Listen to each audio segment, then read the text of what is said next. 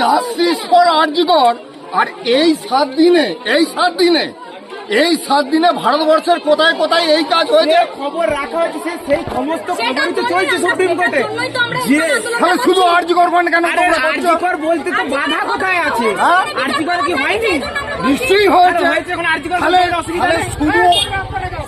শুধু আরজিকর বলছো কেন?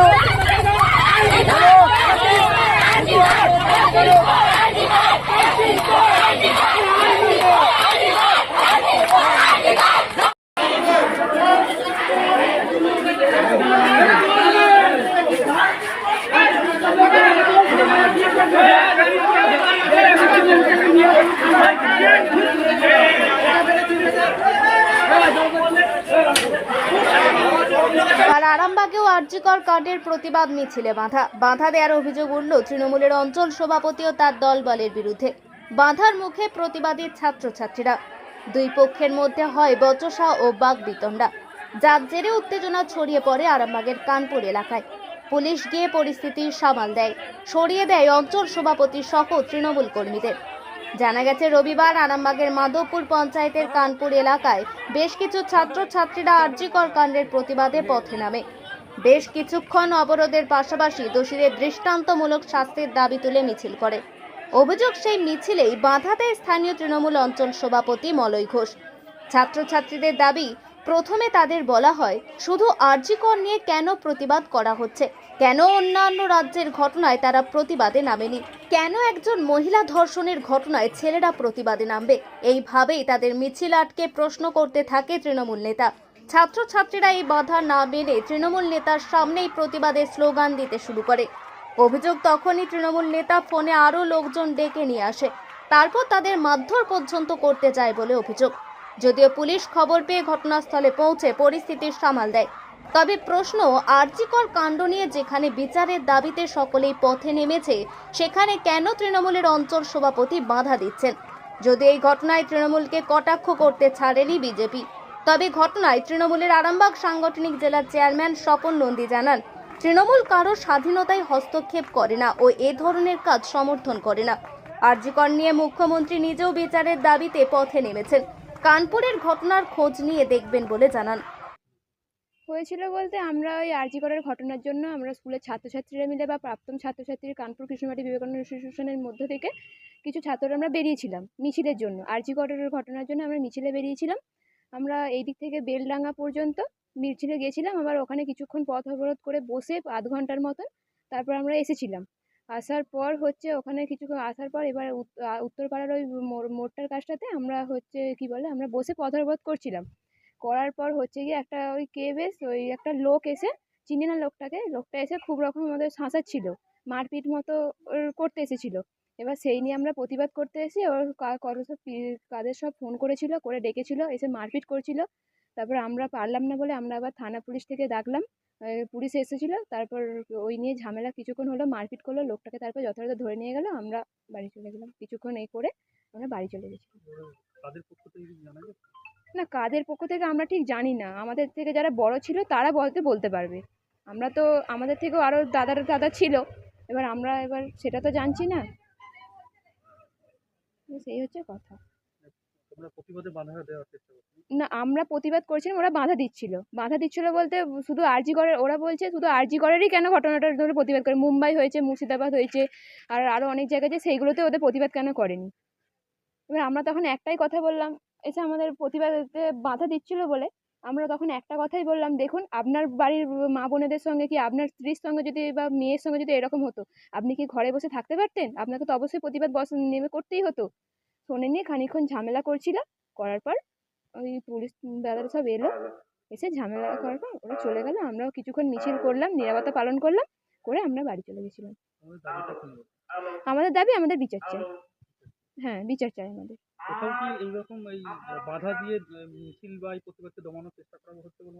হ্যাঁ, ওরা তো যথারীতি বললো, ওরা দমানোর চেষ্টা করবে, প্রতিবাদে ওরা সামিল হবে বললো। হ্যাঁ, হুমকি দিচ্ছে, ওই লোকটা আমাদের হুমকিও দিচ্ছিল। যারা ওর মুখে কথা বলতে তাদেরকে মারতে পর্যন্ত ওই লোকটা যাচ্ছিল। হ্যাঁ, আরো অনেক লোককে ফোন করে ডাকছিল, অনেক লোক ওদের এসেছিল। যথারীতি তারা কিছু করতে পারে না, একটা লোকই বেশি বকবক করছিল, তারা চুপচাপ ছিল। আমার নাম সহিতা কুন্ডু। আসাম বিহার না বাঁকুড়া মহারাষ্ট্র উত্তরাখণ্ড উত্তরপ্রদেশ।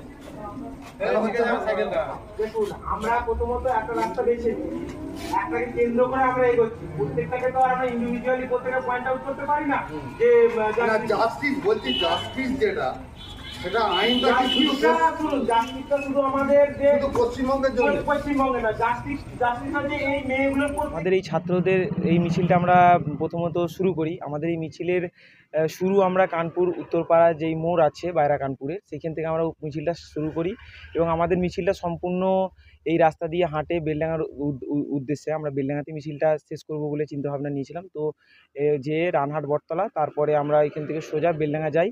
বেলডাঙায় দাঁড়িয়ে কিছুক্ষণ আমরা পথ অবরোধ করি। পথ অবরোধ করার পরেতে সেখানে দাঁড়িয়ে আমরা কিছু স্লোগানিং করি। তারপরে আমরা আবার রিটার্ন এসে আমরা কানপুর উত্তরপাড়া যে মোড় আছে সেখানে দাঁড়াই এবং সেইখানেতেই আপনারা হয়তো দেখে থাকবেন যে কিছু আমাদের শাসক দলের সম্ভবত কিছু কর্মচারীরা এসে আমাদের ওপরেতে মানে অত্যাচার চালানোর কিছু প্রয়াস করেন এবং আমাদের মিছিলটাকে ভেঙে দেওয়ার কিছু তারা পদক্ষেপ নেন। কিন্তু আরামবাগ থানার পুলিশদের হুমকি টুমকি বলতে সেরকম কিছু না, তিনি এসে অন্যান্য ক্রস কোশ্চেন তেনারা করতে শুরু করল যে তোমরা শুধু কেন মানে এরকমভাবে জাস্টিস চাইছো, জাস্টিসের এটা কোনো পথ নাকি, এরকমভাবে তিনি বলছেন। তো ওইটা আমরা নামটা বলতে পারবো না, কিন্তু তিনি সম্ভবত শাসক দলেরই কেউ ছিলেন, ঠিক আছে। তিনিই বলছিলেন যে তোমরা কেন মিছিল করছো, এরকমভাবে মিছিল করার কী রাইট আছে, এরকম তিনি বলছিলেন। ছাত্রদের তো কাণ্ডের প্রতিবাদে সবাই পথে নামছে, আপনারাও পথে নেমেছেন, এখানে তো এইভাবে বাধার মুখে পড়তে হচ্ছে। স্যার উঠছেন যদি বলেন আমরা কেন, সেটা আমাদের কাছেও সেটা কোশ্চেন যে ওনারা কেন কোনো মিছিলকে বাধা দিচ্ছেন। ওনারা তো সম্পূর্ণ নিজেরা এটা ক্লেম করেছেন যে আমাদের এতে কোনো ইনভলভমেন্ট নেই, তাহলে বাধা দিচ্ছে কেন কোশ্চেন আমাদেরও এটাই যে ওনারা তাহলে মিছিলের ওপর কেন নিষেধাজ্ঞা দিচ্ছেন। আপনারা হয়তো শুনে থাকবেন যে আমাদের মেদিনীপুরের 3টে স্কুলকে শোকজ নোটিশ পাঠানো হয়েছে, তাদের স্কুল থেকে কোনো প্রকারের কোনো মিছিল বার করা যাবে না, কিন্তু সরকার এইদিকে বলছে আমাদের কোনো আরজি করের কাণ্ডের বিরুদ্ধে কোনো প্রকারের কোনো ইনভলভমেন্ট নেই, তাহলে ওনারা কেন বাধা দিচ্ছেন কোশ্চেনটা আমাদেরও। মিছিলে আমরা সাধারণত অংশগ্রহণ ছিল সম্পূর্ণ ছাত্রীদের সংখ্যায় বেশি ছিল এবং কিছু ছাত্রছাত্রীর অভিভাবিকারাও আমাদের মধ্যে অংশগ্রহণ করেছিলেন। কোনোভাবেই দমাতে পারেননি। আমরা সাধারণ এখানের কানপুরের সাধারণ যারা জনগণ আছেন, যারা এখানের বাসিন্দা, তাদের এবং আমাদের যে আরামবাগ থানার অন্তর্গত যারা পুলিশ আছে তাদের দৃঢ় মানে ব্যারিকেড বলা চলে, বাধায় আমরা কোনোভাবেই মানে তারা আমাদের মিছিলকে দমাতে পারেনি। না, সেরকম আমরা কোনোভাবেই জানতে পারছি না। ওরা একদমই আগন্তুকের মতন এলেন, এসে আমাদেরকে এরকমভাবে বাধা দেওয়ার একটা চেষ্টা করলেন, তারা ব্যর্থ হয়ে সম্পূর্ণভাবে বেরিয়ে চলে গেলেন। আমাদের কোনো মানে ওনাদের কোনো পরিচয় আমাদের কাছে এখনও স্পষ্ট না। পুলিশ হ্যাঁ ওনাদেরকে ধরেছিল এবং একজন বা দুজনকে গাড়িতে তোলারও চেষ্টা করেছিলেন এবং তাদের গাড়িতে তুলেছে কি না তোলেনি সেটা আমার কাছে এখনও স্পষ্ট না। হ্যাঁ, পুলিশকে আমরা জানিয়েছি, পুলিশ আমাদের পাশে আছেন, এটা আমাদের আশ্বাস দিয়েছেন। আমাদের দাবি হচ্ছে যে যারা অভিযুক্ত আছে তাদের সম্পূর্ণভাবে ফাঁসি হোক। আমাদের ইন্ডিয়ান জুডিশিয়াল সিস্টেমেতে একটাই সর্বোচ্চ যে মানে আমাদের সাজা আছে সেটা হচ্ছে ফাঁসি। তো আমরা ধর্ষণকারী যারা আছে তাদের সম্পূর্ণ ফাঁসির দাবি করি এবং পরবর্তী যে দ্বিতীয় দাবিগুলো আছে সেই যেগুলো সুপ্রিম কোর্ট এখন নানান রকমভাবে ইমপ্লিমেন্ট করার চেষ্টা করছে, যে আলাদা বিশ্রামঘর, মেয়েদের জন্য আলাদা হেল্পলাইন, সেই সমস্ত কিছু আমাদের দ্বিতীয় দফার মানে দ্বিতীয় দাবি। কিন্তু আমাদের প্রথম দাবি হচ্ছে যারা এই ঘটনার সঙ্গে যুক্ত ছিলেন তাদেরকে যেন অতি সত্বর ফাঁসির সাজা শোনানো হয়। আমার নাম আশিস বাগ, আমরা কানপুর কৃষ্ণবাটি, আমি হাওড়ার ইঞ্জিনিয়ারিং ইনস্টিটিউট ফর জুনিয়র এক্সিকিউটিভসের একজন ছাত্র ইঞ্জিনিয়ারিং। জন্মটা হয় না তাই তো? ঠিক আছে, দিল্লির কাণ্ডের সময় জন্ম হয় না। আচ্ছা, তোমার দিল্লি কাণ্ডের সময় শুনুন, আমি অত কথা শুনতে চাইছি না। এরা তো নেমেছে, আমরা তো নেমেছি, বলছি আমরা তো বলছি না ইন্ডেক্স নয়, তোমরা জাস্টিস ফর অল ইন্ডিয়া বলো। জাস্টিস ফর অল ইন্ডিয়া এইখানে কেন বলবে না? বলছি গোটা ভারতবর্ষে তোমার সাথে শত্রুতা নেই, শত্রুতা নেই।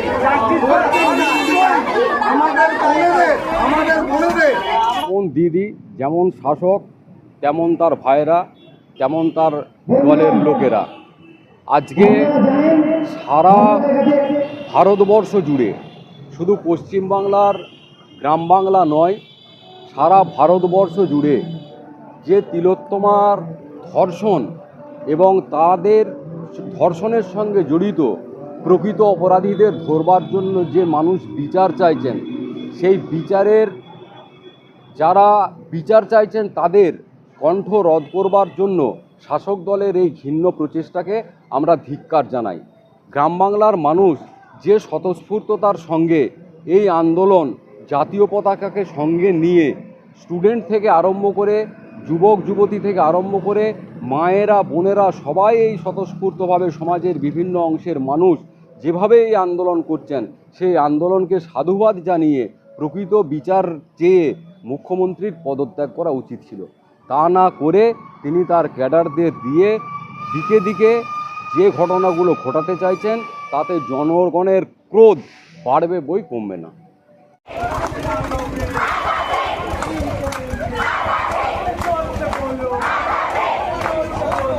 দিল্লির কাণ্ডের সময় জন্ম হয় না? আচ্ছা, তোমার দিল্লি কাণ্ডের সময় শুনুন, আমি অত কথা শুনতে চাইছি না। এরা তো নেমেছে, আপনাকে নামা উচিত ছিল আমাদের সঙ্গে। আমরা তো নেমেছি। কোথায় নেমেছি? বলছি আমরা তো এতদিন যে নেমেছে তাদেরকে বলছি না, ইন্ডেক্স নয়, তোমরা জাস্টিস ফর অল ইন্ডিয়া বলো। জাস্টিস ফর অল ইন্ডিয়া এইখানে কেন বলবে না? শুনুন, কেন বলছি গোটা ভারতবর্ষে জাস্টিস ফর আমার তোমার সাথে শত্রুতা নাই, না, আমারও কারোর সঙ্গে শত্রুতা নেই।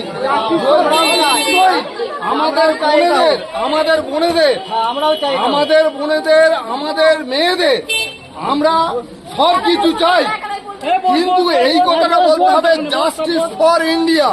দেখুন, জাস্টিস ফর ইন্ডিয়া বলে রাইমিং এর ব্যাপার থাকে তো কোনো স্লোগানে এটা তো আমরা আর এখানে কোনো মানে লিখছি না, গদ্যটাও লিখছি না। জাস্টিস ফর অল ইন্ডিয়া, এখানে কোনো রাইমিং পাচ্ছি না আপনি, যেটাকে ছন্দ বলে। একটা ছন্দ লাগবে, ছন্দ না লাগলে আপনি কি করে মেলাবেন? ছন্দ করতে করতে নজরুলকে নিয়ে আসতে হবে। নজরুল কেন দরকার নেই।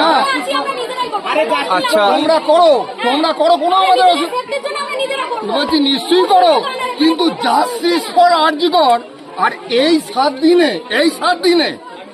7 দিনে ভারতবর্ষের কোথায় কোথায় এই কাজ হয়েছে খবর রাখা হয়েছে, সেই সমস্ত খবরই তো চলছে সুপ্রিম কোর্টে। তাহলে শুধু আরজিকর কেন তোমরা করছো? আরজিকর বলতে তো বাধা কোথায় আছে? আরজিকর কি হয়নি? নিশ্চয়ই হয়েছে। এখন আরজিকর তাহলে শুধু আরজিকর বলছো কেন?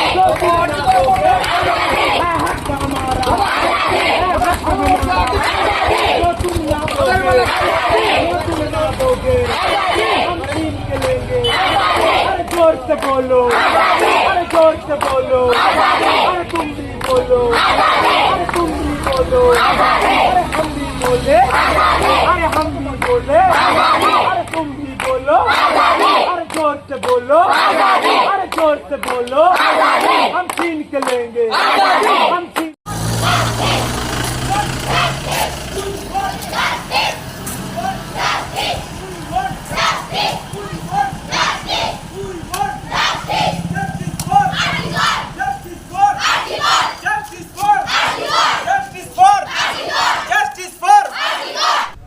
আজকে মাধবপুর অঞ্চলের অন্তর্গত কানপুর উত্তরপাড়ার মোড়ে আমি আরামবাগ থেকে আমার বাড়ি রানাঘাটের দিকে যাচ্ছিলাম। ওই উত্তরপাড়া সংলগ্ন জায়গায় ছাত্রছাত্রীদের জাস্টিস বলে দুপক্ষের মধ্যে বিরোধ লেগে যায়। ছাত্রছাত্রীদের মধ্যে এক পক্ষ বলে যে আরজিকর কাণ্ডের জাস্টিস চাই, আরও অনেকাংশ ছাত্রছাত্রীরা তারা বলে যে ভারতবর্ষের উড়িষ্যা সহ উত্তরাখণ্ড, উত্তরপ্রদেশ, মহারাষ্ট্র তাদেরও জাস্টিস চাই। এমতো অবস্থায় ওদের মধ্যে বিরোধ লাগে। আমি কোনো এর মধ্যে বাধা দিইনি, আমি শুধু বলেছি ওই পরিবেশটা যাতে ওখানটা অশান্তি না হয়, তাহলে তোরা এক কাজ কর, আরজি কর সহ গোটা ভারতবর্ষেরই জাস্টিস চা, এই বলে সেইখানে সবাই শান্ত হয়ে তাই চেয়েছে এবং তারপর আমি বাড়ি চলে আসি। এখন আরামবাগেই রয়েছে প্রাণ আইভিএফ ফার্টিলিটি সেন্টার। নিঃসন্তান দম্পতিদের মুখে হাসি ফোটানোর বিশ্বস্ত প্রতিষ্ঠান প্রাণ আইভিএফ ফার্টিলিটি সেন্টার দক্ষিণবঙ্গের মধ্যে সর্ববৃহৎ এবং সর্বপ্রথম এআরটি গভর্নমেন্ট রেজিস্টার প্রাপ্ত আইভিএফ সেন্টার এখন আরামবাগেই। অল্প খরচে আইভিএফ পরিষেবা, বন্ধ্যাত্ব চিকিৎসার এক অভিনব অধ্যায়। প্রাণ আইভিএফ ফার্টিলিটি সেন্টার একেবারে অল্প খরচে পুরুষ ও মহিলার বন্ধ্যাত্ব পরীক্ষা, বন্ধ্যাত্ব চিকিৎসা সবকিছুই হয় আমাদের প্রতিষ্ঠানে। সুচিকিৎসার মাধ্যমে মা ও বাবা ডাক শুনতে পারবেন নিঃসন্তান দম্পতিরা। তাহলে আর দেরি কেন? আজই যোগাযোগ করুন প্রাণ আইভিএফ ফার্টিলিটি সেন্টারে। ঠিকানা বসন্তপুর, আমতলা, 2 নম্বর রেলগেট, আরামবাগ, হুগলি। যোগাযোগ নম্বর 7865858781 অথবা যোগাযোগ করুন 7908098172 এই নম্বরে।